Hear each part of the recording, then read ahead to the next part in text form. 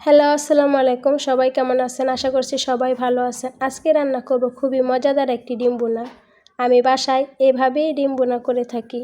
চলুন আপনাদের দেখিয়ে দিই আমি বাসায় কিভাবে ডিম ভুনা করি।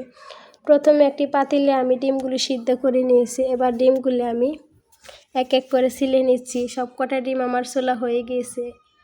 এবার কড়াই বসিয়ে দেব চুলায়। দিয়ে দিয়েছি তেল, সামান্য হলুদ এবং লবণ। এইগুলি দিয়ে আমি ভালোভাবে ডিমগুলি ভেজে নেব। দেখুন ডিমগুলি এক পাশ হয়ে গিয়েছে, আমি এখন ডিমগুলি উল্টে দেব। আমার ডিম ভাজা প্রায় শেষ। দেখুন কতটা সুন্দর হয়েছে ডিম ভাজা। এবার চুলায় বসিয়ে দেব কড়াই, তাতে দিয়ে দেব তেল। তেল গরম হয়ে গেলে দিয়ে দেব পেঁয়াজ কুচি, কাঁচামরিচ কুচি। এগুলি দিয়ে আমি ভালোভাবে নাড়াচাড়া করে দিচ্ছি। যখন পেঁয়াজটা লাল হয়ে যাবে তখন আমি দিয়ে দিব সামান্য পানি।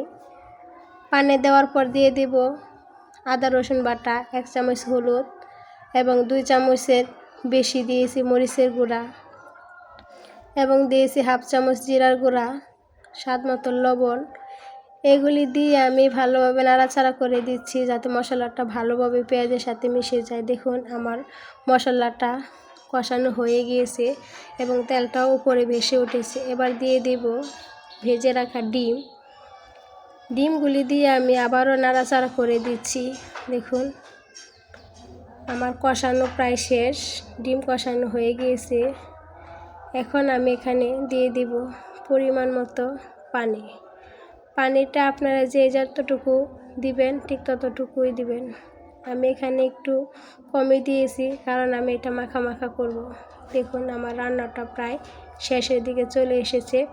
এবার আমি চুলার জালটা অফ করে দিয়েছি। দেখুন কতটা সুন্দর হয়েছে ডিম ভুনা। এটা আপনারা সাদা ভাত, পোলাও যেটার সাথে ইচ্ছে সেটার সাথে খেতে পারেন। যারা এখনও সাবস্ক্রাইব করেননি আমার চ্যানেলটি, অবশ্যই সাবস্ক্রাইব করে দিয়ে পাশে থাকবেন। এতক্ষণ পাশে থাকার জন্য সবাইকে ধন্যবাদ।